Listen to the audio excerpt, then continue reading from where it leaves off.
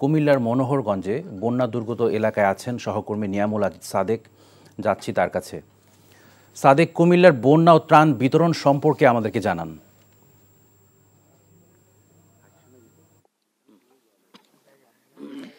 বাবু, আপনি নিশ্চয়ই দেখতে পাচ্ছেন আমি এখন আছি মনোহরগঞ্জ। এটি একটি অবহেলিত উপজেলা, যে জায়গায় আসলে ত্রাণ সেভাবে পৌঁছায়নি।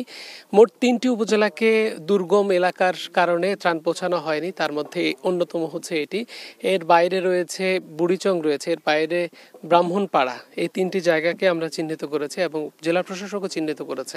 সেই জায়গায় কিন্তু এই জায়গাগুলো যেহেতু অনেক দূরে দূরে গ্রামগুলো অবস্থিত, একই সঙ্গে এই জায়গায় কোনো যোগাযোগ ব্যবস্থা তেমন উন্নত হয়নি। এই কারণে এই জায়গাগুলোতে এখন পর্যন্ত ত্রাণগুলো যেগুলো আসেনি, বারবারই অভিযোগ উঠছে যে ত্রাণগুলো আসছে সেই ত্রাণগুলো কিন্তু শহরের পাশ ঘেঁষা যে গ্রামগুলো রয়েছে কিংবা উপজেলা রয়েছে সেখানে দেয়া হচ্ছে।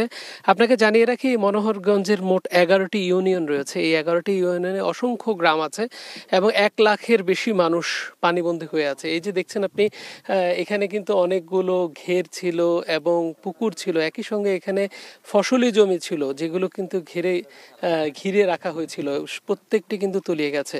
এখানে যে গাছগুলো ছিল সেই গাছগুলোর গোড়া পচে গেছে।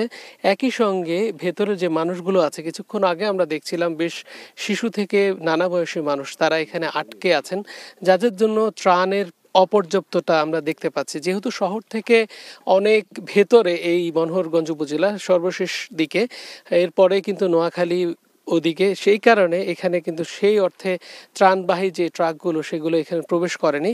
যে কারণে জেলা প্রশাসক বলছে, যদিও তারা 30 লাখেরও বেশি কুমিল্লায় তারা সরবরাহ করেছেন, 30 লাখেরও বেশি নানা ধরনের পণ্য এবং ত্রাণ, কিন্তু এখন পর্যন্ত এই এলাকার মানুষ আসার পরে তারা কিন্তু বারবারই বলছিলেন যে ত্রাণ কিন্তু তারা সেই অর্থে পাননি। যদিও আপনাকে একটু দেখাতে চাই যে 2-1টি নৌকাতে করে স্থানীয় কিছু মানুষ এবং রংপুর থেকে কিছু মানুষ এসছেন, তারা আজকে ত্রাণ কার্যক্রম পরিচালনা করছেন, যেটি শুকনো খাবার এবং রান্না করা খাবার, তবে সেটিও পর্যাপ্ত নয়।